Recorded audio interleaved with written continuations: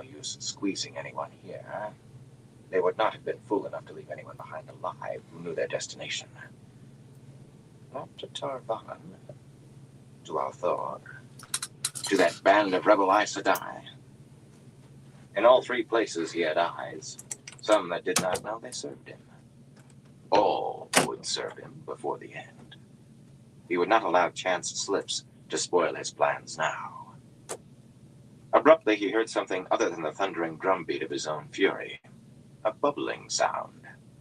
He looked at Maddox curiously and stepped back from the spreading puddle on the floor. It seemed that, in his anger, he had seized at more than the wrought iron screen with the true power. Remarkable how much blood could be squeezed from a human body. He let what remained of the man fall without regret, indeed thinking only that when Maddox was found, the Aes Sedai would surely be blamed. A small addition to the chaos growing in the world. Ripping a hole in the fabric of the pattern, he traveled with the true power. He had to find those women before they used this bowl of the winds. And failing that, he disliked people meddling with his carefully laid plans. Those who did so and lived to pay. The Golem stepped into the room cautiously, nostrils already twitching with the scent of still-hot blood. The livid burn on its cheek seemed like a live coal. The Golem appeared to be merely a slender man, a little taller than average in this time, yet it had never encountered anything that could harm it. Until that man with the medallion. What might have been smile or snarl bared its teeth. Curious, it peered around the room, but there was nothing beyond the crushed corpse on the floor tiles. And, feel of something. Not the one power, but something that made it itch, if not quite in the same way. Curiosity had brought it here. Parts of the grill over the window were crushed, pulling the whole thing loose at the sides. The Golem seemed to remember something that made it itch in that manner, yet so much of what it recalled was fogged and dim. The world had changed, as it seemed, in the blink of an eye. There had been a world of war and killing on a huge scale, with weapons that reached across miles, across thousands of miles. And then there was this. But the Golem had not changed. It was still the most dangerous weapon of all. Its nostrils flared again, though it was not by scent that it tracked those who could channel. The one power had been used below and miles to the north. To follow or not. The man who had wounded it was not with them. It had made sure of that before leaving the high vantage place. The one who commanded it wanted the man who had wounded it dead, perhaps as much as he did the women. But the women were an easier target. The women had been named too, and for the time being, it was constrained.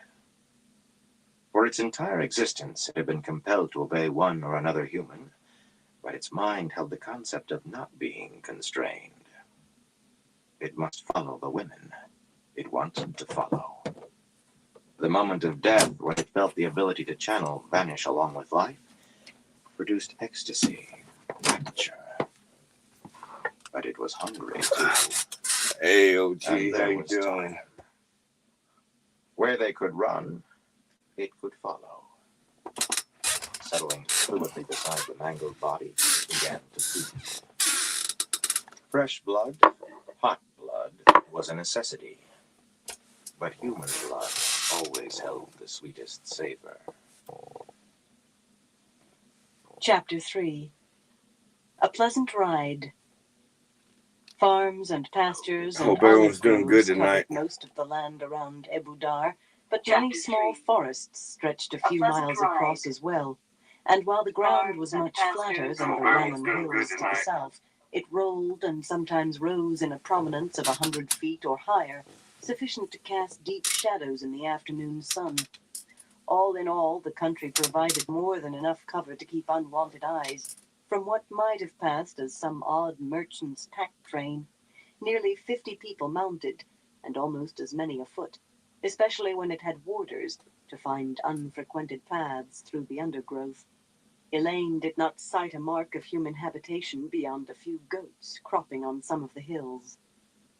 Even plants and trees used to heat were beginning to wither and die, yet at any other time she might have enjoyed merely seeing the countryside. It could have been 1,000 leagues from the land she had seen riding down the other bank of the Eldar. The hills were strange knobby shapes, as though squeezed together by huge, careless hands. Flocks of brilliantly hued birds soared up at their passing, and a dozen sorts of hummingbirds flitted away from the horses, hovering jewels on blurred wings. Thick vines hung like ropes in some places, and there were trees with bundles of narrow fronds at the top for foliage, and things that looked like green feather dusters as tall as a man. A handful Let's of do plants, fooled by the heat, a struggled dab to real put out quick. blossoms, bright reds and vivid yellows, some twice as wide as her two hands. Their perfume was lush, and sultry came to mind. She saw some boulders she would have wagered had once been toes on a statue, though why anyone would make a statue that large with bare feet she could not imagine. And another time, It always sucks when you finish your last bowl. fluted stones among the trees, the weathered stumps of columns, many toppled, and all long since mined almost to the ground for their stone by local farmers. A pleasant ride, despite the dust the horses' hooves raised from parched soil. The heat did not touch her, of course, and there were not very many flies. All the dangers lay behind them. They had outrun the Forsaken, and no chance any of them or their servants could catch up now. It could have been a pleasant ride, except... For one thing, Avienda learned that the message she had sent about enemies coming when least expected had not been delivered. At first, Elaine felt relief at anything to change the topic from Rand. It was not the jealousy come back. Rather, more and more, she found herself wanting what Avienda had shared with him. Not jealousy, envy. She would almost have preferred the other. Then she began really hearing what her friend was saying in a low monotone, and the hair on the back of her neck turned sticky. "You can't do that," she protested, reining her horse closer to Avienda's. Actually, she supposed Avienda would not have much trouble Do this dab and then start up on my bowl. if the other sea folk women stood still for it anyway. "We can't start a war with them. Certainly not before we use the bowl. And not over this," she added hastily. "Not at all." They certainly were not going to start a war before or after the bowl was used. Not just because the Windfinders were behaving more high-handedly by the hour. Not just because... Drawing breath, she hurried on. "If she had told me, I would not have known what you meant. I understand why you couldn't see it clearly, but you do see, don't you?" Amanda glared ahead at nothing, absently brushing flies away from her face. "Without fail, I told her," she grumbled. "Without fail. What if he had been one of the Shadow Souls? What if he managed to get by me through the window, and you with no warning? What if..." She turned a suddenly forlorn gaze on Elaine. "No, she said sadly. But no living may burst." 1 sec. Elaine was about to say that swallowing her anger was the right thing to do, and she could pitch as large a fit as she wanted, so long as she did not hurl it at the Afa'amier. That was what all that about knives and livers meant. But before she could open her mouth, Adelius brought her rangy grey up on her other side. Her sister had acquired a new saddle in Ebudar, a gaudy thing worked with silver on pommel and cantle. The flies seemed to avoid her for some reason, though she wore a scent as strong as any of the flowers. "Pardon me, I could not help overhearing that laugh." Definitely was. Adelius apologetic, and she realized just how much she had overheard. She felt her cheeks coloring. Some of what Avienda had said about Rand had been remarkably frank and straightforward. Some of what she had said had been, too. It And that was a small dab, that too. way with your nearest friend. Quite another to suspect someone else had been listening. Avienda seemed to feel the same way. She had the sour look she shot at the brown would have done Nynaeve proud. Adelius merely smiled. a vague smile as bland as water soup. It might be best if you gave your friend there free rein with the Afa'an. She peered past Elaine at Avienda, blinking. Well, a loose rein. Putting the fear of the light into them ought to be sufficient. They're almost there already, in case you haven't noticed. They're much more wary of the savage Aiel, forgive me, Avienda, than they are of Aes Sedai. Marililla would have suggested it, but her ears are still burning. Avienda's face rarely gave much away, but right then she looked as puzzled as Elaine felt. Elaine twisted in her saddle to follow. Marililla rode abreast with Vandine, Cariana, and Saritha not far back, all very studiously looking at anything except Elaine. Beyond the sisters were the sea folk, still in single file, and then would come the knitting circle, keeping themselves out of sight for the moment just ahead of the pack horses. They were threading away through the glades of truncated columns. 50 or 100 long-tailed red and green birds winged over their heads, filling the air with chattering cries. Why? Elaine asked curtly. It seemed foolish to add to the turmoil already bubbling just below the surface, and sometimes on the surface, but she had seen no hint of the fool in Adelius. The brown sister's eyebrows rose in apparent surprise.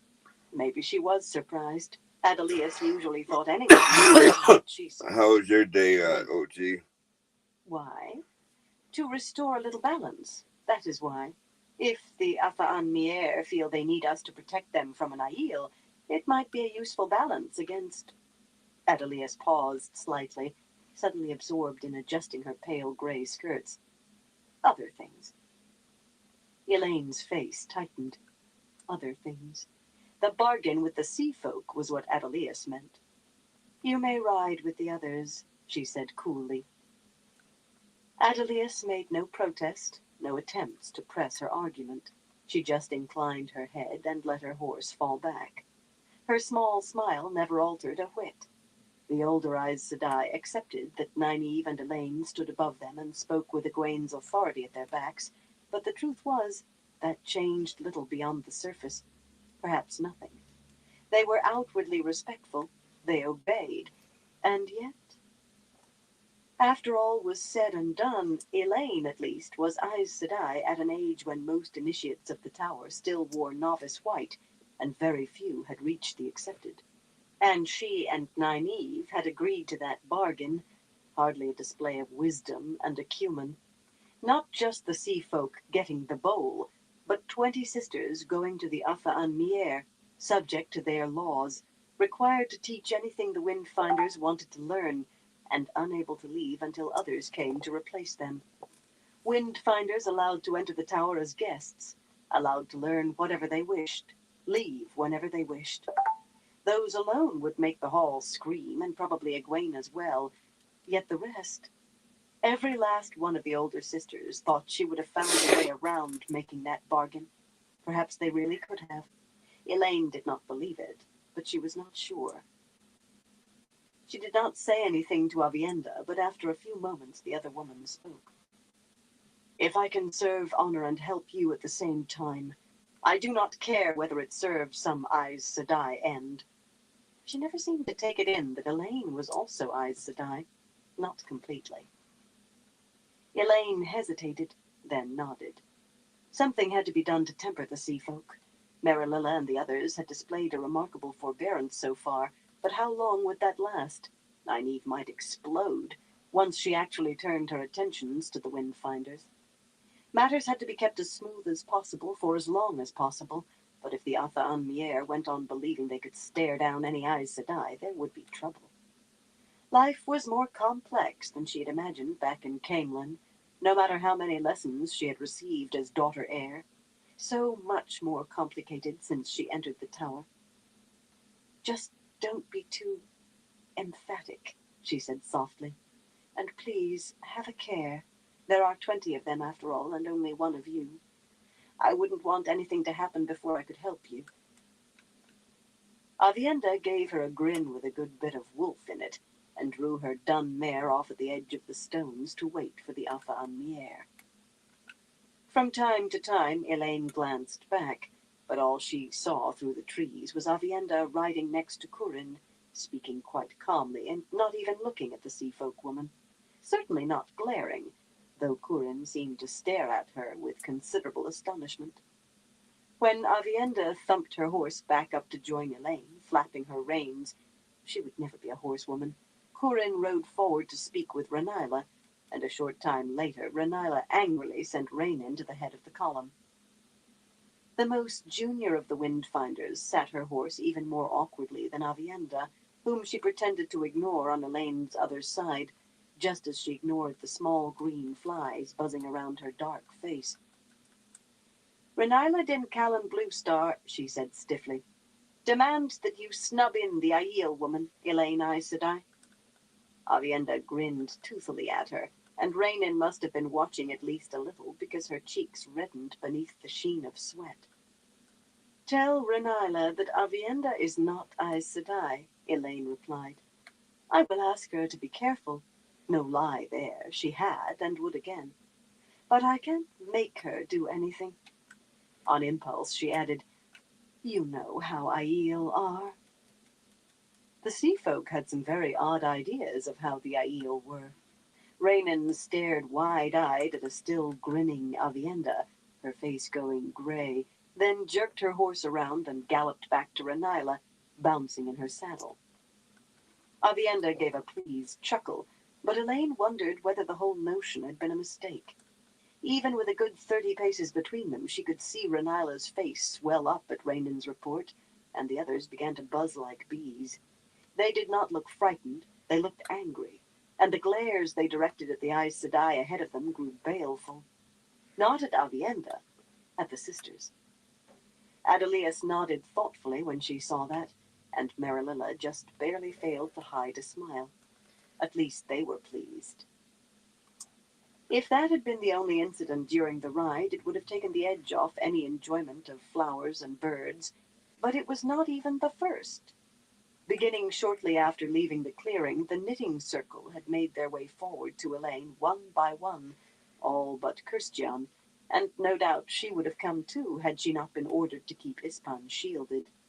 One by one they came, each hesitant, smiling timorously until Elaine wanted to tell them to act their ages. They certainly made no demands, and they were too smart to ask straight out for what already had been denied, but they found other paths. It occurred to me, Rihanna said brightly, that you must want to question Ispan Sedai quite urgently. Who can say what else she was up to in the city besides trying to find the storeroom? She pretended to just be making conversation, but from time to time she darted quick looks at Elaine to see how she was taking it. I'm sure we'll take over an hour to reach the farm, the way we're going, perhaps 2, and you certainly don't want to waste 2 hours. The herbs Nynaeve said I gave her make her quite talkative, and I'm sure she would sit up for sisters. The bright smile faded when Elaine said that questioning Ispan could wait and would. Light. Did they really expect anyone to ask questions riding through forests on paths that barely deserved the name? Rihanna rode back to the other kinswomen, muttering to herself. Forgiveness, Elaine Sedai, Chilaris murmured a short time later, the traces of Murundi clinging to her accent. Her green straw hat matched some of her layered petticoats exactly. Your forgiveness, if I intrude. She did not wear the red belt of a wise woman. Most of the knitting circle did not. Pamela was a goldsmith, and Eldes supplied lacquerware to the merchants for export. Chilares was a rug seller, while Rihanna herself arranged shipping for small traders. Some worked at simple tasks. Kirstjan ran a tiny weaver's shop, and Dimana was a seamstress, though a prosperous one. But then in the course of their lives they had all followed many crafts, and used many names. Ispan Sedai appears to be unwell, Chilares said, shifting uneasily in her saddle. Perhaps the herbs are affecting her more than Nynaeve Sedai thought. It would be terrible if anything happened to her. Before she can be questioned, I mean.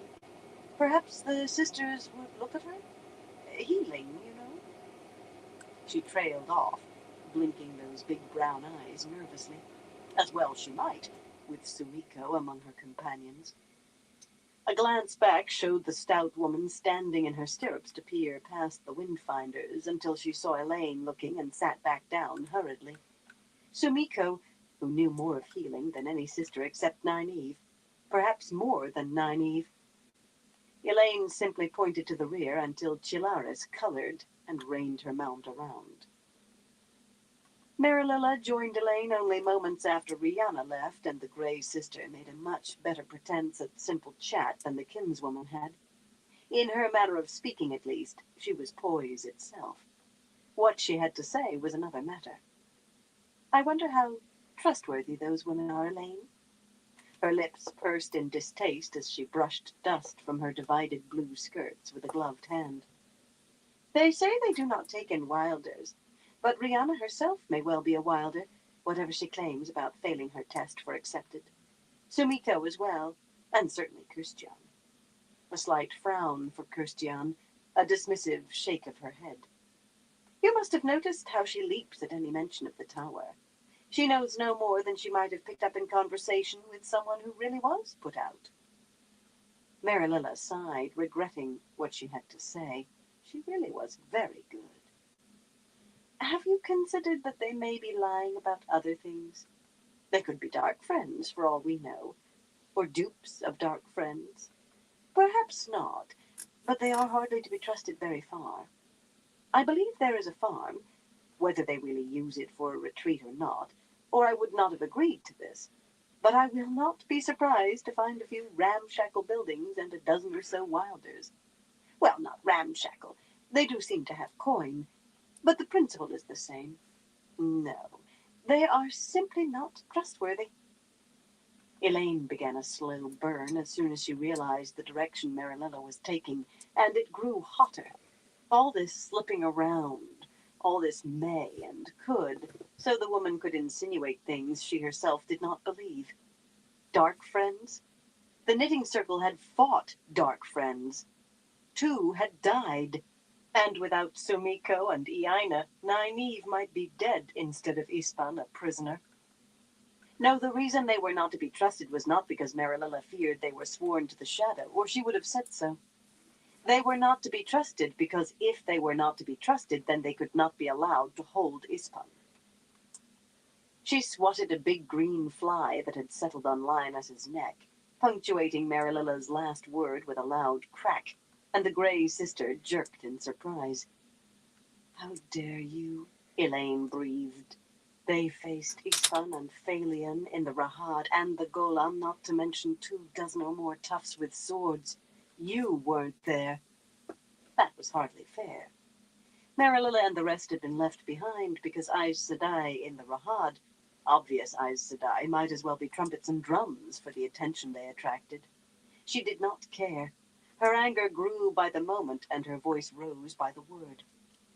You will never suggest such a thing to me again. Never. Not without hard evidence. Not without proof. If you do, I'll set you a penance that will make your eyes pop. No matter how high she stood above the other woman, she had no authority to set her any penance at all, but she did not care about that either. I'll make you walk all the way to Tar Valon, eating nothing but bread and water the entire way. I'll put you in their charge and tell them to slap you down if you say boo to a goose. It dawned on her that she was shouting. Some sort of gray and white birds went flittering past overhead in a broad band, and she was drowning out their cries.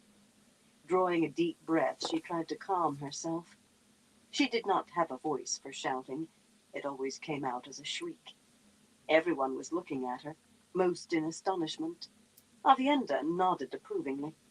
Of course, she would have done the same had Elaine plunged a knife into Marililla's heart. Avienda stood beside her friends no matter what. Marililla's Kyrianan paleness had become dead white. I mean what I say, Elaine told her, in a much cooler tone. It seemed to make even more blood leave Marililla's face. She did mean every word. They could not afford that sort of rumor floating among them.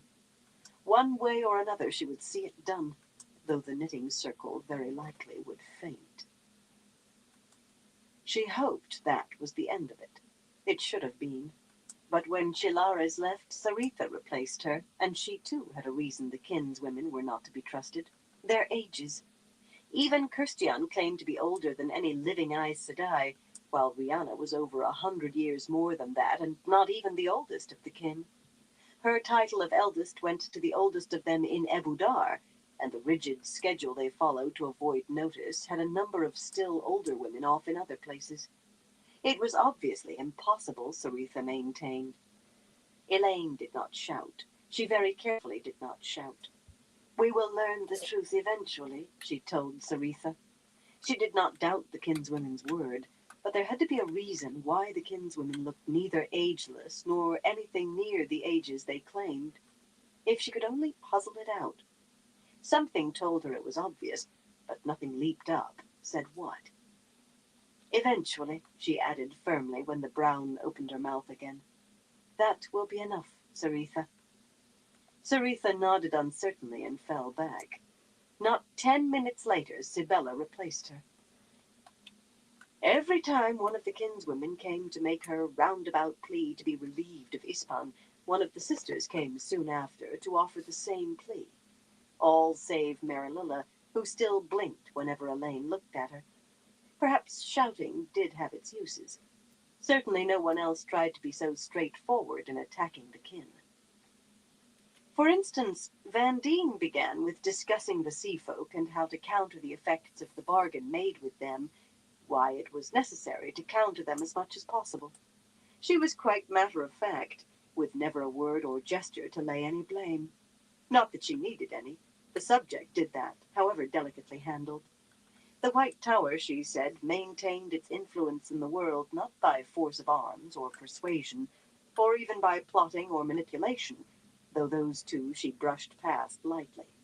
Rather, the White Tower controlled or influenced events to whatever extent they did, because everyone saw the tower as standing apart and above, as more even than kings or queens.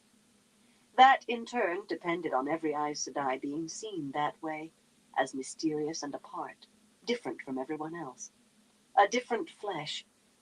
Historically, Aes Sedai who could not manage that, and there were a few, were kept out of public view as much as possible. It took Elaine a little while to realize that the thrust of the conversation had shifted away from the sea folk, and to see where it was headed. A different flesh, mysterious and apart, could not have a sack thrust over its head and be tied across a saddle. Not where anyone who was not Aes Sedai could see, anyway. In truth, the sisters would be rougher on Ispan than the knitting circle could possibly make themselves be, just not in public. The argument might have borne more weight had it come first, but as it was, Elaine sent Van Deen packing as quickly as she did anyone else, and saw her replaced by Adelius, right after Sibella was told that if none of the knitting circle could understand what Ispan was mumbling, then none of the sisters was likely to either. Mumbling. Right. The Aes Sedai took their repeated turns, and even knowing what they were up to, sometimes it was hard to see the connection at first. By the time Kariana began by telling her that those boulders really had been toes once, supposedly on a statue of some warrior queen nearly 200 feet high.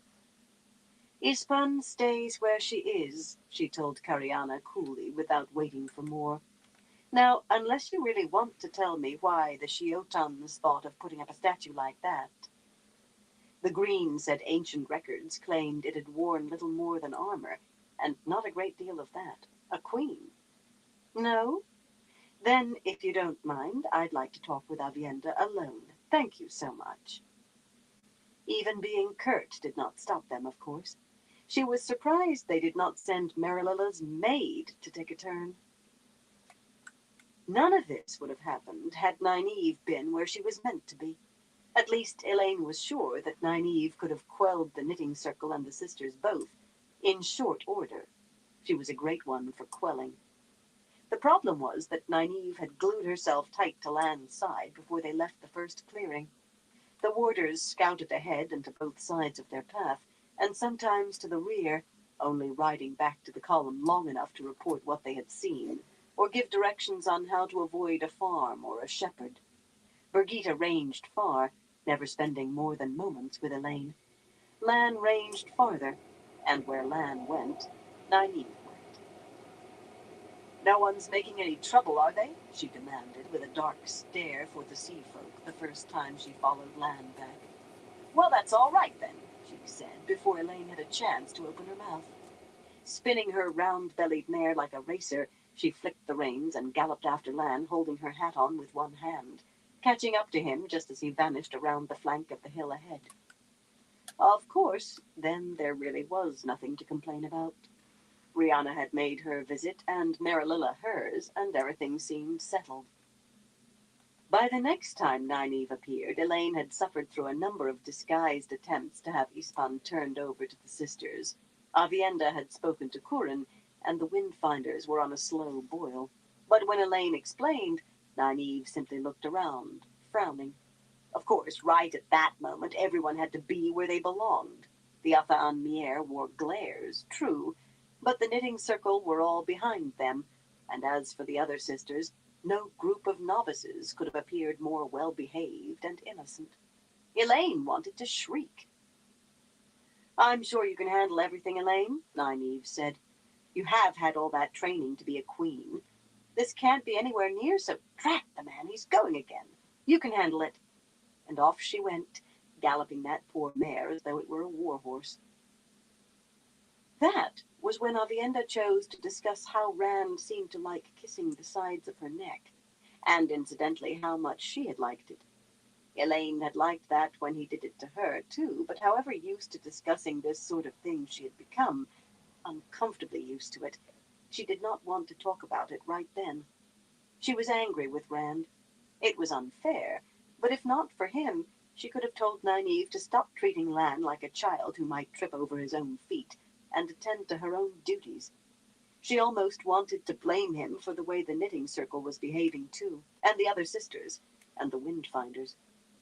"It's one of the things men are for, taking the blame," she remembered Lini saying once, and laughing while she did. "They usually deserve it, even if you don't know exactly how." Not fair.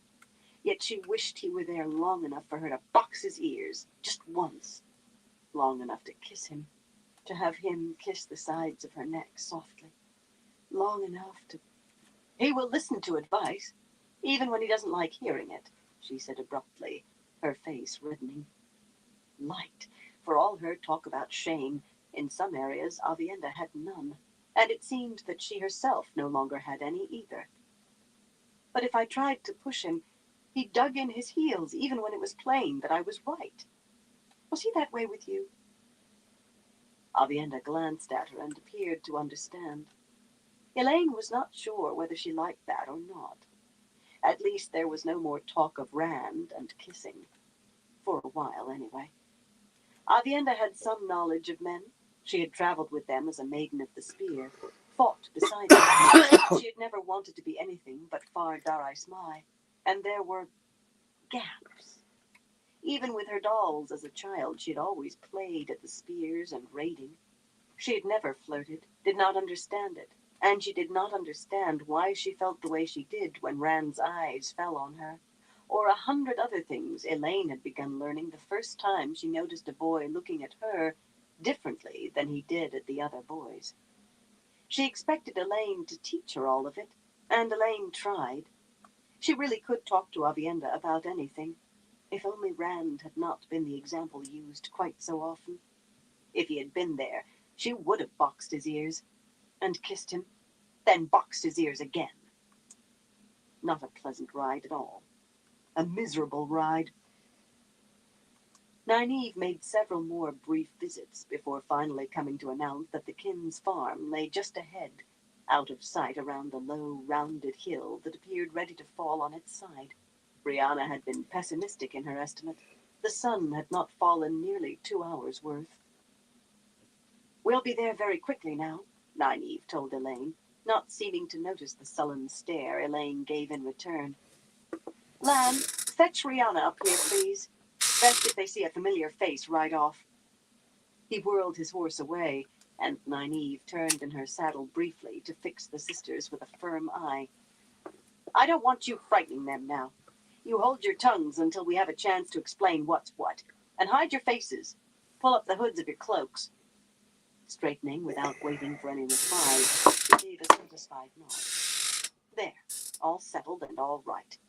I vow, Elaine, I don't know what you are moaning so about. Everyone's doing exactly as they should, so far as I can see.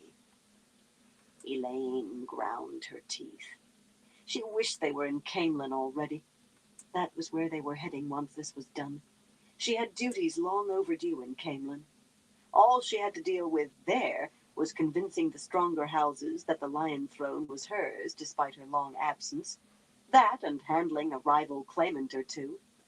There might not have been any had she been there when her mother vanished, when she died. But the history of Andor said there would be by now.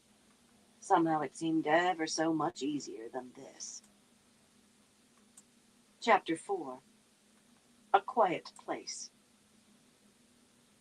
The Kin's farm lay in a broad hollow surrounded by 3 low hills, a sprawling affair of more than a dozen large white-plastered buildings with flat roofs, gleaming in the sun. 4 great barns were built right into the slope of the highest hill, a flat-topped thing with one side that fell away in steep cliffs beyond the barns. A few tall trees that had not lost all of their leaves provided a modicum of shade in the farmyard. To the north and east, olive groves marched away and even up the sides of the hills.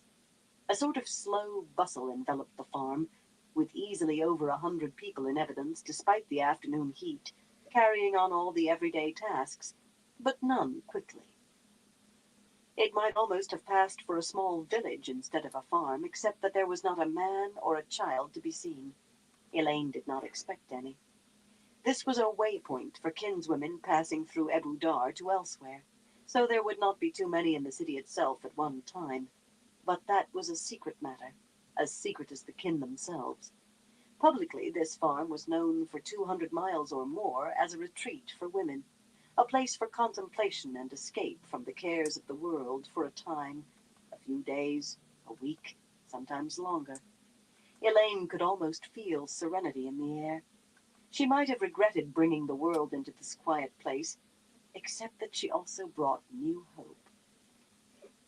The first appearance of the horses coming around the leaning hill produced far less stir than she expected. A number of the women stopped to watch, but no more than that. Their clothing varied widely. Elaine even saw a sheen of silk here and there, but some carried baskets and others buckets, or great white bundles of what had to be washed. One held a pair of bound ducks by the feet in either hand. Noblewoman and craftswoman, farmer and beggar, all were equally welcome here, but everyone did a share of the work during her stay. Avienda touched Elaine's arm, then pointed to the top of one of the hills, a thing like an inverted funnel skewed to one side. Elaine added a hand to the shade of her hat, and after a moment saw movement. Small wonder no one was surprised.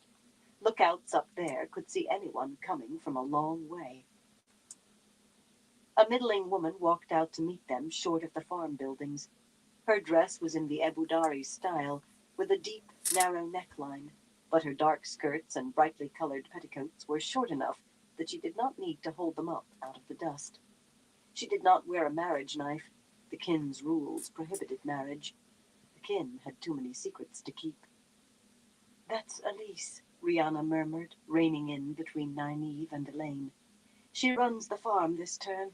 She's very intelligent." Almost like an afterthought, she added even more quietly, "Elise does not suffer fools." As Elise approached, Rihanna drew herself up in her saddle, squaring her shoulders as though for an ordeal. Middling was exactly how Elaine thought of Elise, not someone to give Rihanna pause, certainly, even had she not been the eldest of the knitting circle. Straight-backed, Elise appeared to be somewhere in her middle years, neither slender nor stout, tall nor short, a little gray, flecking dark brown hair that was tied back with a piece of ribbon, but in a very practical manner. Her face was unremarkable, though pleasant enough, a mild face, perhaps a little long in the jaw. When she saw Rihanna, she gave a fleeting look of surprise, then smiled. That smile transformed everything. It did not make her beautiful or even pretty, but Elaine felt warmed by it, comforted. "I hardly expected to see you, Rihanna," Elise said, barely hesitating over the name. Obviously, she was unsure whether to use Rihanna's rightful title in front of Nynaeve and Elaine and Avienda. She studied them with quick glances as she spoke. There seemed to be a bit of Tarabon in her voice. "Barrowin brought word of trouble in the city, of course, but I didn't think it was so bad you would have to leave. Who are all these—" Her words trailed off and her eyes widened, staring beyond them. Elaine glanced back, nearly losing a few of the choice phrases she had picked up in various places, most recently from Matt Cawthon. She did not understand all of them. Not most of them, really. Nobody ever wanted to explain what they meant exactly, but they did have a way of relieving emotion. The warders had doffed their color-shifting cloaks, and the sisters had drawn up the hoods of their dust cloaks as instructed. Even Saritha, who had no need to hide her youthful face, but Kariana had not pulled hers forward far enough. It simply framed her ageless features. Not everyone would know what they were seeing, yet anyone who had been in the tower surely would. Kariana jerked the hood forward at Elaine's glare, but the damage was done. Others at the farm beside Elise possessed sharp eyes. "Aes Sedai!" a woman howled, in tones suitable for announcing the end of the world. Perhaps she was, for her world. Shrieks spread like dust blown on the wind, and that quickly the farm became a kicked anthill. Here and there a woman simply fainted dead away, but most ran wildly, screaming, dropping what they carried, bumping into one another, falling down and scrambling up to run on. Flapping ducks and chickens and short-horned black goats darted wildly to avoid being trampled. In the midst of it all, some women stood gaping, plainly those who had come to the retreat with no knowledge of the kin, though a few of them began to move hurriedly too, caught up in frenzy. "Light!" Nynaeve barked, yanking her braid. "Some of them are running into the olive groves. Stop them. The last thing we want is a panic. Send the orders. Quick! Quick!" Lan raised a questioning eyebrow, but she waved a peremptory hand at him. "Quick! Before they all run away!" With a nod that seemed to begin as a shake of his head, he sent Mandarb galloping after the other men, curving to avoid the spreading pandemonium among the buildings. Elaine shrugged at Brigitte, then motioned her to follow. She agreed with Lan. It seemed a bit late to try stopping a panic, and warders on horseback attempting to herd frightened women probably was not the best way, but she could not see how to change matters now, and there was no point letting them run off into the countryside. They would all want to hear the news she and Nynaeve brought. Elise gave no sign of running or even fidgeting.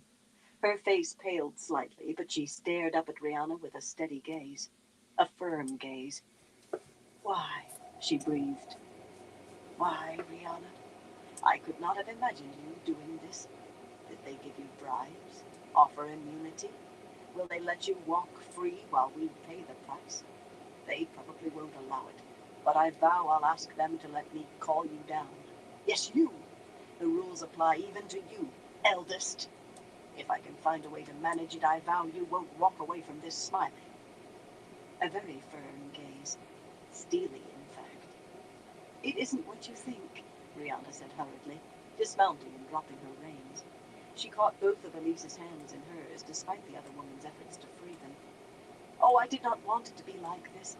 They know, Elise, about the kin. The tower has always known. Everything. Almost everything. But that isn't what is important."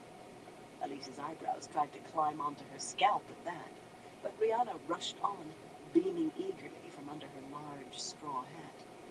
"We can go back, Elise. We can try again. They said we can." The farm buildings seemed to be emptying as well, women rushing out to learn what the commotion was, then joining the flight without a pause for more than hiking skirts. Shouts from the olive groves said the warders were at work, but not how much they were achieving. Perhaps not a great deal. Elaine sensed growing frustration from Brigitte and irritation. Rihanna eyed the turmoil and sighed. "We must gather them in, Elise. We can go back." "That's all very well for you and some of the others," Elise said doubtfully, "if it's true. What about the rest of us? The tower would not have let me stay as long as I did had I been quicker to learn. She darted a frown at the now well-hooded sisters, and the stare she returned to Rihanna held no little anger. What would we go back for? To be told again we aren't strong enough and be sent on our way? Or will they just keep us as novices the rest of our lives? Some might accept that, but I won't. What for, Rihanna? What for? Nynaeve climbed down, tugging her mare forward at the end of her reins, and Elaine imitated her, though leading Lioness more easily. To be part of the tower, if that's what you wish, Nynaeve said impatiently, before even reaching the two kinswomen. Maybe to be Aes Sedai. Myself, I don't know why you have to be a certain strength if you can pass the fool tests. Or don't go back. Run away, for all I care. Once I'm done here, anyway. Planting her feet, she pulled off her hat and planted her fists on her hips. This is wasting time, Rihanna, and we have work to do. Are you sure there's anybody here we can use? Speak up. If you're not sure, then we might as well get on with it. The hurry might be out of the way, but now we have the thing, I'd as soon it was over and done with. When she and Elaine were introduced as Aes Sedai, the Aes Sedai who had given the promises, Elise made a choked sound and began smoothing her woolen skirts as though her hands wanted to latch onto Rihanna's throat. Her mouth opened angrily, then snapped shut without a sound when Marililla joined them. That stern gaze did not fade completely, but it became mixed with a touch of wonder, and more than a touch of wariness. Nynaeve, Sedai, Marililla said calmly. The Atha'alnir are impatient to be off their horses. I think some may ask for healing. A brief smile flickered across her lips. That settled that question, though Nynaeve grumbled extravagantly about what she was going to do to the next person who doubted her. Elaine might have said a few choice words herself, but the truth was, Nynaeve looked more than a little silly carrying on that way, with Marilla and Rihanna both waiting attentively for her to finish, and Elise staring at all three. That settled it. Or perhaps it was the Windfinders, afoot and pulling their horses behind them. Every shred of grace had vanished during the ride, worn away by hard saddles. Their legs seemed as stiff as their faces, yet no one could mistake them for anything but who they were. If there are 20 sea folk this far from the sea, Elise muttered, I'll believe anything. Nynaeve snorted, but said nothing, for which Elaine was grateful. The woman seemed to be having a hard enough time accepting, even with Marililla naming them Aes Sedai. Neither tirade nor tantrum would help. Then heal them, Nynaeve told Marililla. Their eyes went to the hobbling women together, and Nynaeve added, if they ask, politely. Marililla smiled again, but Nynaeve had already abandoned the sea folk and gone back to frowning at the now all but empty farm. A few goats still trotted around the farmyard littered with dropped wash and rakes and brooms, spilled buckets and baskets, not to mention the crumpled forms of kinswomen who had fainted, and a handful of chickens had gone back to scratching and pecking. But the only conscious women still in sight among the farm buildings were plainly not of the kin. Some wore embroidered linen or silk, and some rough country woolens, yet the fact that they had not run spoke that much of them. Rihanna said that at any given time, as many as half those at the farm might fall into that group. Most appeared stunned. Despite her grumbling, Nynaeve wasted no time taking charge of Elise. Or perhaps Elise took charge of Nynaeve. It was difficult to tell, since the kinswoman showed little of the deference toward Aes Sedai that the knitting circle did. Perhaps she was still just too numbed by the sudden turn of events. In any case, they moved off together, Nynaeve leading her mare and gesturing with the hat in her other hand, instructing Elise on how to bring in the scattered women and what to do with them once they were collected. Rihanna had been sure that at least one woman strong enough to join the circle was there, Garinia Rosoinde, and possibly two more. In truth, Elaine was hoping they had all gone. Elise alternated between nodding and giving Nynaeve very level looks that Nynaeve seemed not to notice. Now, in the wait while the gathering was done, seemed a good time to do a bit more searching through the panniers. But when Elaine turned toward the pack horses, which were just beginning to be led toward the farm buildings, she noticed the knitting circle, Rihanna and the whole lot of them, making their own way into the farm on foot, some hurrying toward women lying on the ground, others toward those standing about gaping. The whole lot of them, and no sign of Ispan. It took only a glance to find her, though. Between Adelius and Van Deen, each holding an arm as they half-dragged her along, their dust cloaks streaming behind. The white-haired sisters were linked, the glow of Saidar somehow encompassing them both without including Ispan. There was no way to tell which led the small circle and held the shield on the dark friend, but not even one of the Forsaken could have broken it. They stopped to speak to a stout woman in plain brown wool, who gaped at the leather sack covering Ispan's head, but still curtsied and pointed toward one of the white-plastered buildings. Elaine exchanged angry glances with Avienda. Well, hers was angry anyway. Sometimes Avienda gave away no more than a stone. Handing their horses over to two of the palace stablemen, they hurried after the three. Some of the women who were not of the kin tried to question them about what was happening, a few in rather overbearing fashion, but Elaine gave them short shrift, leaving behind a wake of indignant sniffs and snorts. Oh, but she would not give to have the ageless face already. That tweaked a thread in the back of her thoughts, but it vanished as soon as she tried to examine it. When she pushed open the plain wooden door where the trio had vanished, Adelius and Van Deen had Ispan seated in a ladder-back chair with her head bare, the sack lying atop a narrow trestle table with their linen cloaks. The room possessed only one window, set in the ceiling, but with the sun still high, it let in a good light. Shelves lined the walls, stacked with large copper pots and big white bowls. By the smell of bread baking, the only other door led into a kitchen. Van Deen looked around sharply at the sound of the door, but seeing them, she smoothed her face to a total lack of expression. Sumiko said the herbs Nynaeve gave her were wearing off, she said, and it seemed best to question her a little before fuzzing her brain again. We do seem to have time now.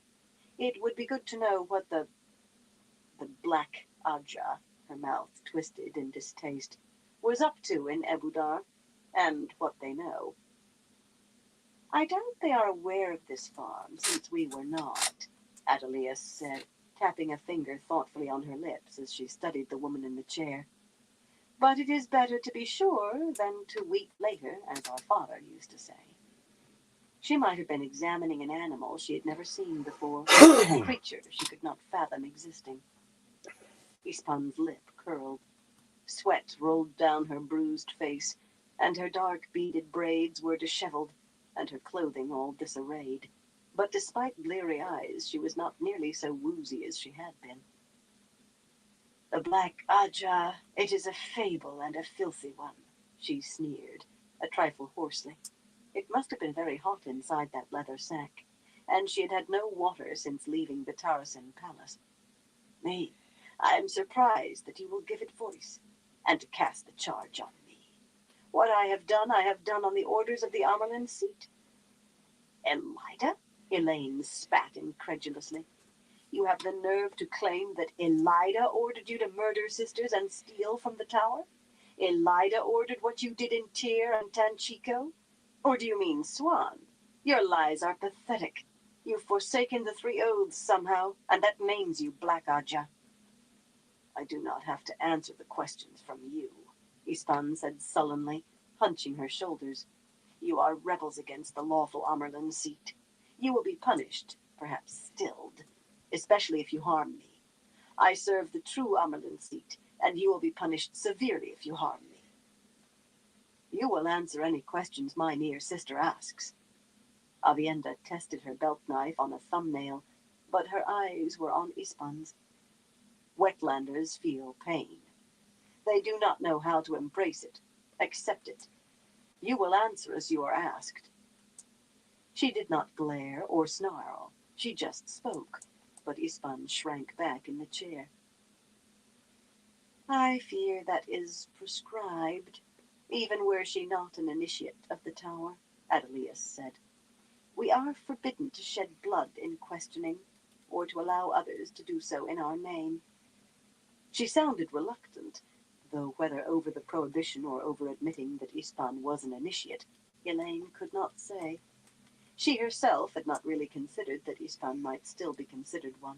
There was a saying that no woman was finished with the tower until it was finished with her, but truthfully, once the White Tower touched you, it never was finished.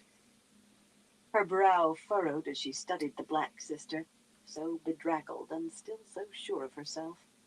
Ispan sat up a little straighter and darted glances full of amused contempt at Avienda and Elaine. She had not been so poised earlier when she thought it was Nynaeve and Elaine alone who had her. Regained composure had come with remembering that there were older sisters present. Sisters who would hold White Tower law as part of themselves. That law forbade not only shedding blood, but breaking bones and a number of other things that any White Cloak questioner would be more than ready to do. Before any session began, healing had to begin, and if the questioning started after sunrise, it had to end before sundown. If after sunset, then before sunrise. The law was even more restrictive when it came to initiates of the tower, the sisters and accepted, and novices, banning the use of Saidar in questioning, punishment, or penance. Oh, a sister might flick a novice's ear with the power if she was exasperated, or even give her a swat on the bottom, but not very much more. Ispan smiled at her. Smiled? Elaine took a deep breath.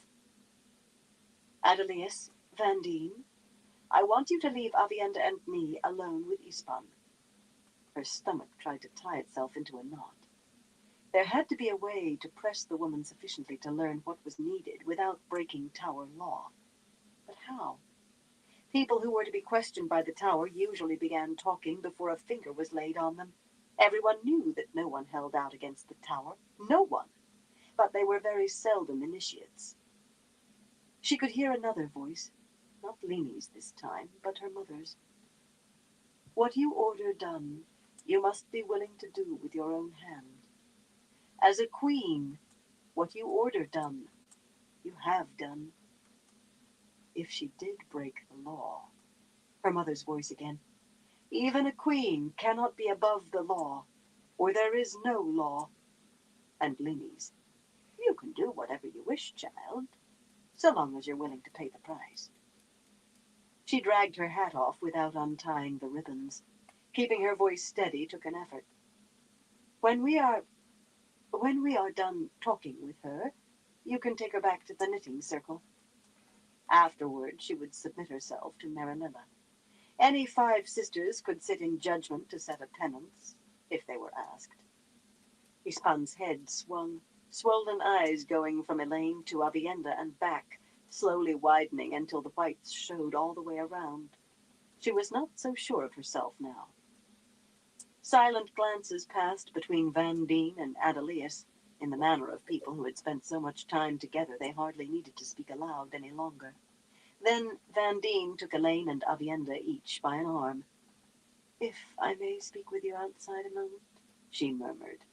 It sounded a suggestion, but she was already urging them to the door. Outside in the farmyard, perhaps 24 or so kinswomen were huddled together like sheep. Not all wore Ebudari clothes, but 2 had the red belts of wise women, and Elaine recognized Berowyn, a stout little woman who normally showed a pride far greater than her strength and the power. Not now. Like the rest, her face was frightened, her eyes darting, despite the entire knitting circle surrounding them and talking urgently. Down the way, Nynaeve and Elise were trying to herd perhaps twice as many women inside one of the larger buildings. Trying did seem to be the word. "Don't care what estates you hold," Nynaeve was shouting at a proud-necked woman in pale green silk. "You get in there and stay in there out of the way, or I'll kick you inside." Elise simply seized the green-clad woman by the scruff of the neck and ran her through the doorway despite voluble and heated protests. There was a loud squawk like a huge goose being stepped on. Then Elise reappeared, dusting her hands. The others seemed to give no trouble after that. Vandine released them, studying their eyes. The glow still enveloped her, yet Adelius must have been focusing their combined flows. Vandine could have maintained the shield, once woven, without being able to see it. But had she been the one, it was much likelier that Adelius would have brought them out. Vandine could have gone several hundred paces before the link began to attenuate. It would not break if she and Adelius went to opposite corners of the earth, though it would have been useless long before that. But she remained close to the door. She seemed to sort words in her head. I've always thought it best if women with experience handle this sort of thing, she said finally. The young can easily be caught up in hot blood. Then they do too much. Or sometimes they realize they can't bring themselves to do enough because they haven't really seen enough yet. Or worst of all, they find a taste for it. Not that I believe either of you has that flaw. She gave Avienda a weighing glance without pausing. Avienda hastily sheathed her belt knife. Adelius and I have seen enough to know why we must do what must be done, and we left hot blood behind long ago. Perhaps you will leave this to us. Much better that way, all around. Vandine seemed to take the recommendation as accepted. She nodded and turned back toward the door. No sooner had she disappeared behind it than Elaine felt the use of the power within, a weave that must have blanketed the room inside, a ward against eavesdropping, certainly. They would not want stray ears to catch whatever Ispan said. Then another use hit her, and suddenly the silence from within was more ominous than any shrieks that ward would contain. She crushed her hat back onto her head. The heat she could not feel, but the sun's glare suddenly made her queasy. Maybe you'll help me look over what the pack horses are carrying, she said breathlessly. She had not ordered it done, whatever it was, but that did not seem to change anything. Avienda nodded with surprising quickness. She seemed to want to be away from that silence, too. The windfinders were waiting not far from where the servants had the pack animals, waiting impatiently and staring about imperiously, arms folded beneath their breasts, copying Renila. Elise marched up to them, marking Renila out as the leader after one sweeping glance. Elaine and Avienda she ignored. Come with me, she said in brisk tones that brooked no argument. The Aes Sedai say you will want to be out of the sun until matters are more settled. The words Aes Sedai held as much bitterness as they did the awe in Elaine's from kinswomen. Maybe more. Renila stiffened, her dark face growing darker, but Elise plowed on. You wilders can sit out here and sweat if that's what you want for all of me. If you can sit. It was obvious none of the Afan Nier had received healing for their saddle soreness. They stood like women who wanted to forget they existed, below the waist. What you will not do is keep me waiting. Do you know who I am? Renala demanded in a tight fury. But Elise was already walking away and not looking back. Struggling with herself visibly, Renala dashed sweat from her forehead with the back of her hand, then angrily ordered the other windfinders to leave the shore-cursed horses and follow her. They made a spraddle-legged line, wobbling along after Elise, everyone but the two apprentices muttering to herself, Elise included. Instinctively, Elaine began to plan how to smooth matters over, how to get the Afaan Nier's pains healed without them having to ask, or a sister having to offer too strenuously. Nynaeve had to be appeased, too, and the other sisters. To her surprise, she suddenly realized that for once in her life she had no real desire to smooth anything. Watching the windfinders limp toward one of the farm buildings, she decided that matters were fine just as they were. Avienda wore a large open grin as she watched the Afaan Nier. Elaine snatched the much smaller smile from her own face and turned to the pack horses. They did deserve it, though. Not grinning was very hard. With Avienda's help, the searching went more quickly than before, though Avienda did not recognize what they were after as quickly as she did. Not a great surprise. A few of the sisters Elaine had trained showed a greater skill in this than she did herself, but most came nowhere near. Still, 2 sets of hands found more than one, and there was a great deal to be found. Liveried stablemen and women carried away the rubbish, while a collection of turangrial grew on the broad stone lid of a square cistern. 4 more horses were unloaded quickly, and they accumulated a selection that would have caused a celebration brought into the tower, even with no one studying turangrial. They took every form imaginable, cups and bowls and faces, no 2 the same size or design or in the same material. A flat, worm-eaten box, half falling apart, and whatever had lined it long since gone to dust, held pieces of jewelry. A necklace and bracelets set with colored stones, a slim gem-studded belt, several finger rings, and there were spaces for more. Every single one was a turangrial, and they all matched, meant to be worn together, though Elaine could not imagine why any woman would want to carry so many about her at one time. Avienda found a dagger with gold wire wrapped around the hilt of rough deer horn.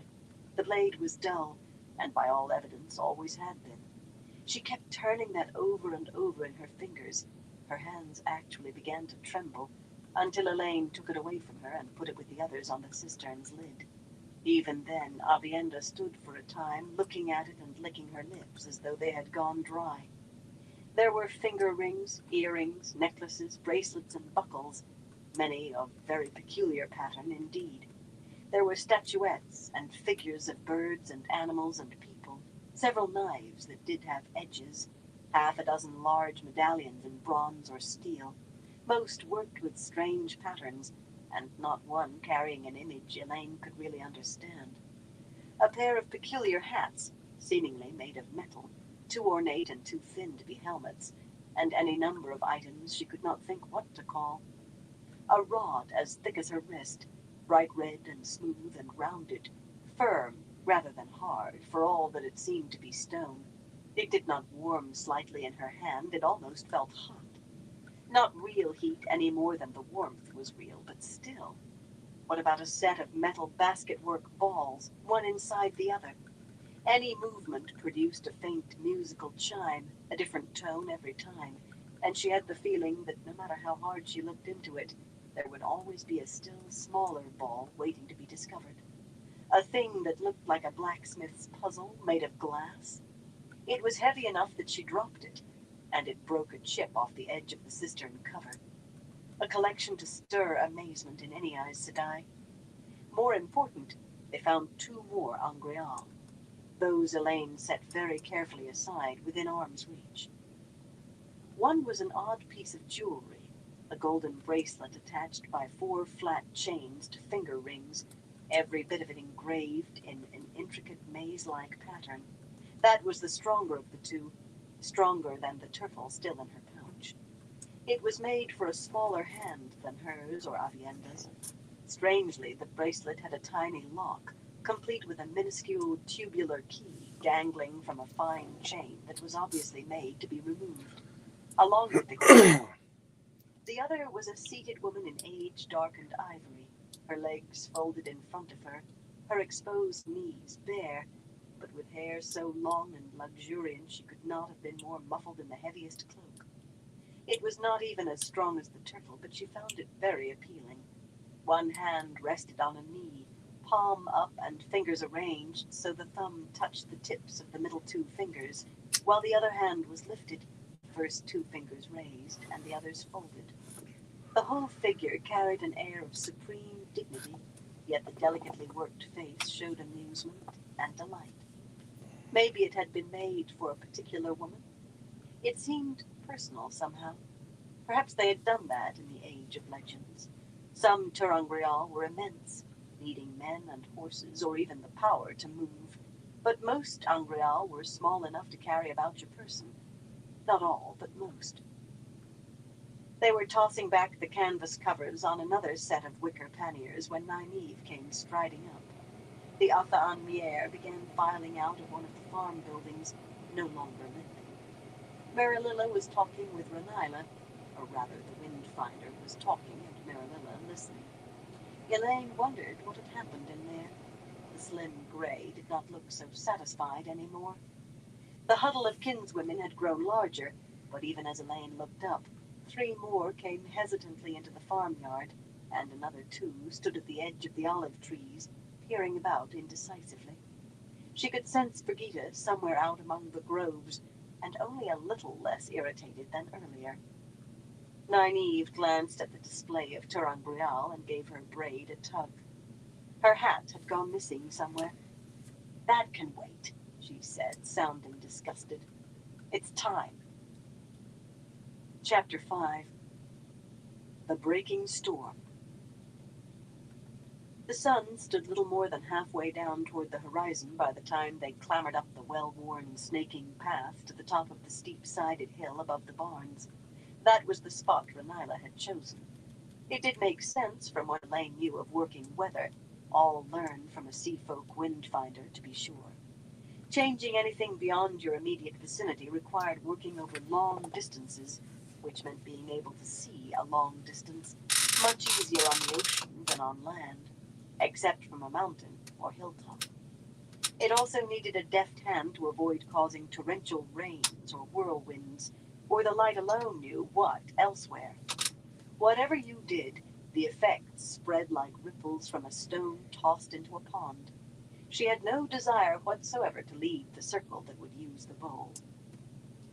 The top of the hill was clear of brush and flat, if far from level, a rough stone table, 50 paces long and broad, with plenty of room for everybody who needed to be there, and some who did not, strictly speaking. From at least 50 paces above the farm, the spectacular view stretched for miles over a patchwork quilt of farms and pastures, forests and olive groves. Far too many browns and sere yellows were mixed in with 100 shades of green, crying the need for what they were to do. Yet even so, the beauty of it struck Elaine. Despite dust in the air like a faint mist, she could see so far. The land really was quite flat here, except for those few hills. Ebu Dar lay just out of sight to the south, even if she embraced the power, yet it seemed she should be able to see it by straining just a little. Surely with a little effort she could see the river Eldar. A marvelous view. Not everyone was interested. "An hour wasted," Nynaeve grumbled, glaring sideways at Rihanna, and at just about everyone else. With Lan not there, it seemed she might take the opportunity to unleash her temper. Almost an hour. Maybe more. Completely wasted. Elise is capable enough, I suppose, but you'd think Rihanna would know who was there. Light. If that fool woman faints on me again. Elaine hoped she held on a little longer. It looked to be quite a storm once she let it break. Rihanna tried to keep a cheerful, eager face, yet her hands were never still on her skirts, constantly plucking and smoothing. Kirstian simply clutched hers and sweated, appearing ready to empty her stomach any minute. When anyone looked at her, anyone at all, she shivered. The third kinswoman, Garinia, was a Saldaean merchant with a strong nose and a wide mouth. A short, slim-hipped woman, stronger than the other 2, who looked not that much older than Nynaeve. A greasy dampness glistened on her Hey, pale real face, DJ Fruit and her Loops, dark how you eyes doing, grew bro? wider whenever they fell on an Aes Sedai. Elaine thought she might soon discover whether someone Good morning to actually you too. would Well, pop I out guess of it is her. technically morning for At some least people. Garinia had stopped moaning, which she had done all the way up the hill. There really had been another pair who might have been strong enough, possibly. The kin did not pay much Me, it's attention to that, but the last had gone on her way 3 days past. excuse me, No one almost 2 in the morning. which was So I guess why technically it Nynaeve is morning. insisted. Well, since you're here, let's do a The dab other real was quick. that Garinia had been one of the very first found, passed out in the farmyard. For that matter, she fainted again the first 2 times she was roused, as soon as her eyes fell on one of the sisters. Of course, Nynaeve being Nynaeve, she was not out of her head. She should have done anything so simple as to see a big spear still coming, or even tell Elise what she was looking for before the day was out. Nynaeve never expected anyone to have sense to up or down, except herself. "Be done, Mother," Nynaeve cried. "To be shut up." She almost turned for the other one, scowling, simply because How are you doing today, The DJ man Fruit just Loops? looked back at her with cold expressions. Elaine would have given a pretty to hear those. Nynaeve's glares certainly took in Marililla and Cariana and Saritha, Oh, damn, who I still forgot to clutched open the this. silk-wrapped bowl tightly. Adelius and Van Deen had remained below, sequestered with Ispar. The three sisters stood chatting together, not paying any mind to Nynaeve unless she spoke to them directly. But Marililla's gaze sometimes slipped to the windfinders, then jerked away. Her mask of serenity faltered slightly as she licked her lips with the tip of her tongue. Had she made Marililla had negotiated treaties and mediated disputes between nations. Few in the White Tower were better. But Elaine remembered hearing a joke of sorts about a Damani merchant, a Sea Folk cargo master, and an Aes Sedai. Not many people told jokes involving Aes Sedai. Telling one might not be entirely safe. The merchant and the cargo master found an ordinary rock on the shore and proceeded to sell it back and forth between them, somehow making a profit each time. Then an Aes Sedai came along. The Domani convinced the Aes Sedai to buy the simple stone for twice what she herself had last paid, after which the Afa Anmier convinced the Aes Sedai to buy the same rock from him for twice that again. Only a joke, but it showed what people believed. Maybe the older sisters would not have done any better bargaining with the sea folk. Avienda strode straight to the edge of the cliffs as soon as she reached the hilltop and stood staring north, motionless as a statue. After a moment, Elaine realized that she was not admiring the view. Avienda was simply staring. Gathering her skirts a bit awkwardly with the 3 angreal in her hand, she joined her friend. The cliff fell in 50-foot steps to olive groves, steep swaths of ridged gray stone, bare except for a few small, dying bushes. The drop was not really bothersome, but it was hardly the same as looking at the ground from the top of the tree either. Strangely, looking down made Elaine feel a trifle dizzy. Avienda noticed that the edge was right at her toes. "Is something troubling you?" Elaine asked quietly. Avienda kept her gaze on the distance. "I have failed you," she said finally. Her voice was flat, empty. "I cannot form the gateway properly, and all saw me shame you. I thought a servant was one of the shadow wrought, and behaved worse than foolishly. The Afa Anmier ignore me and glare at the Aes Sedai as if I am an Aes Sedai dog yapping at their command. I pretended I could make the Shadow Runner talk for you, but no Far Dar Ismai is allowed to question prisoners until she has been wed to the spear for 20 years, or even to watch until she has carried it 10. I'm weak and soft, Elaine. I cannot bear to shame you further. If I fail you again, I will die." Elaine's mouth went dry. That sounded too close to a promise. Gripping Avienda's arm firmly, she drew her back from the edge. Aiel could be almost as peculiar as the sea folk thought they were. She did not really think Avienda would jump off. Not really, but she was not about to take any chances. At least the other woman did not try to resist. Everyone else seemed to be engrossed in themselves, or in each other.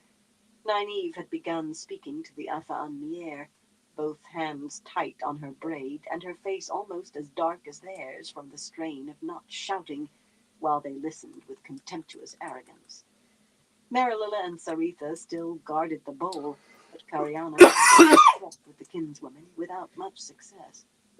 Rihanna answered, if blinking uneasily and licking her lips, but Christian stood trembling and silent, while Garinia's eyes were squeezed shut. Elaine kept her voice low anyway. This was none of their business. "You haven't failed anyone, least of all me, Avienda. Nothing you've done has ever shamed me, and nothing you do ever could." Avienda blinked at her doubtfully. "And you're about as weak and soft as a stone." That had to be the oddest compliment she had ever paid anyone, yet Avienda actually looked gratified. I'll bet the sea folk are scared silly of you, too. Another strange one. It made Avienda smile, if only faintly. Elaine drew a breath. As for Ispan, she did not like even thinking about this. I thought I could do what was necessary, too. But just letting my mind dwell on it makes my hands sweat and my stomach roil. I'd throw up if I... So we share that. Avienda made the maiden hand talk sign for "You startle me." She had started teaching some of them to Elaine, though she said it was forbidden. Apparently being near sisters who were learning to be more changed that, except that it did not, really. Avienda seemed to think her explanation had been perfectly clear. "I did not mean I could not," she said aloud. "Only that I do not know how. Likely I would have killed her, trying." Suddenly she smiled, much wider and warmer than before, and lightly touched Elaine's cheek. "We both have weakness in us," she whispered. "But it brings no shame, so long as only we two know." "Yes," Elaine said weakly. She just did not know how. Of course it doesn't. This woman contained more surprises than any Glee man. "Here," she said, pressing the woman wrapped in her hair into Avienda's hand. "Use this in the circle." Letting the Angreal go was not easy. She had intended to use it herself, but smiles or no smiles, her friend's spirits, her near sister's spirits, needed raising. Avienda turned the small ivory figure over in her hands. Elaine could almost see her trying to decide how to give it back. "Avienda, you know how it feels when you hold as much of Saidar as you can? Think of holding almost twice as much. Really think of it. I want you to use it. Please?" Perhaps Aiel did not show a great deal on their faces, but Avienda's green eyes widened. They had discussed Angreal, considering their search, but she probably never had thought what it would be like to use one before this. "Twice as much," she murmured. "To hold all that. I can barely make myself imagine. This is a very great gift, Elaine." She touched Elaine's cheek again, pressing her fingertips. That was the Aiel equivalent of a kiss and a hug. Whatever Nynaeve had to say to the sea folk, it did not take long. She stalked away from them, twitching at her skirts furiously. Approaching Elaine, she frowned equally at Avienda and at the edge of the cliff. Usually she denied her poor head for heights, but she kept them between herself and the drop. "I have to talk to you," she muttered, guiding Elaine a little distance along the hilltop, and farther from the edge. A little way, but far enough from anyone to avoid being overheard. She drew several deep breaths before beginning in a low voice, and she did not look at Elaine. I've been behaving like a fool. It's that bloody man's fault. When he's not right in front of me, I can hardly think of anything else, and when he is, I can hardly think at all. You have to tell me when I'm acting the fool. I depend on you, Elaine." Her voice stayed low, but her tone became almost a wail. "I can't afford to lose my wits in a man. Not now." Elaine was so shocked she could not speak for a moment. Nynaeve admitting she had been a fool? She almost looked to see whether the sun had turned green. "It isn't Lan's fault, and you know it, Nynaeve," she said at last. She pushed away memories of her own recent thoughts about Rand. This was not the same, and the opportunity was a gift of the light. Tomorrow, Nynaeve would likely try to box her ears if she said Nynaeve was being foolish. "Take hold of yourself, Nynaeve. Stop behaving like a giddy girl." Definitely not thoughts of Rand. She had not been mooning over him that badly. "You're an Aes Sedai, and you are supposed to be leading us. Lead and think." Folding her hands at her waist, Nynaeve actually hung her head. "I'll try," she mumbled. "I will, truly. You don't know what it's like, though. I'm sorry." Elaine nearly swallowed her tongue. Nynaeve apologizing on top of the other? Nynaeve abashed? Maybe she was ill. It did not last, of course. Abruptly frowning at the Angreal, Nynaeve cleared her throat. "You gave one to Avienda, did you?" she said briskly. "Well, I suppose she's all right. A pity we have to let the sea folk use one. I'll wager they try to hang on to it. Well, just let them try. Which one is mine?" With a sigh, Elaine handed her the bracelet and rings, and she stalked away, fumbling the piece of jewelry onto her left hand and calling loudly for everyone to take their places. Sometimes it was difficult to tell Nynaeve leading from Nynaeve bullying, as long as she did lead, though. The Bowl of the Wind sat atop its unfolded white wrappings in the center of the hilltop, a shallow, heavy disk of clear crystal 2 feet across, worked inside with thick swirling clouds. An ornate piece, yet simple when you thought of what it could do, what they hoped it could do. Nynaeve took up her place nearby, the Angreal finally clicking shut on her wrist.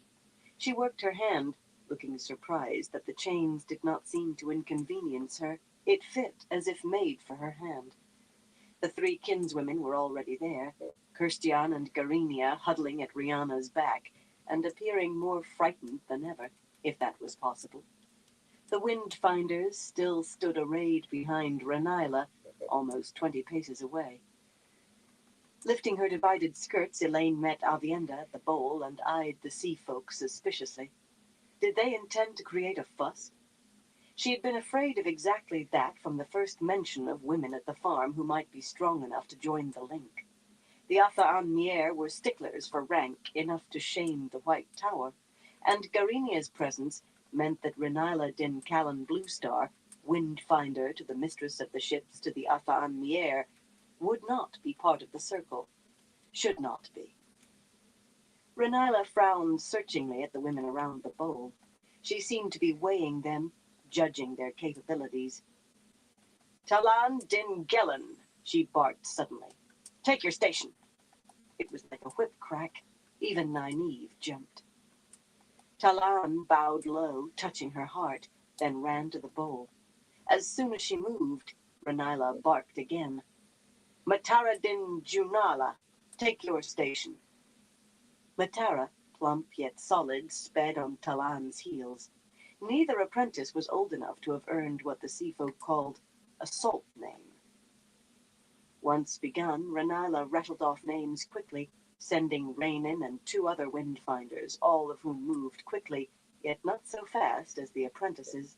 By the number of their medallions, Naima and Risail were higher in rank than Rainin, dignified women with a quiet air of command, but markedly weaker. Then Renila paused, only for a heartbeat, yet in that rapid listing it stood out. "To Brela Din Gellin Southwind, take your station. Kyra Din Gellin Running Wave, assume the command." Elaine felt a moment of relief that Renila had not named herself, but it lasted about as long as Renila's pause had. Tabrela and Kyra exchanged one look, Tabrela grim and Kyra smug, before moving to the bowl. 8 earrings and a multitude of overlapping medallions marked each Windfinder to a clan wave mistress. Only Renila stood above them. Only Dorilla among the sea folk on the hilltop was their equal. In brocaded yellow silks, Kyra was slightly the taller, Tabrela in brocaded green, somewhat sterner of face, both more than handsome women, and it did not take their names to know them blood sisters.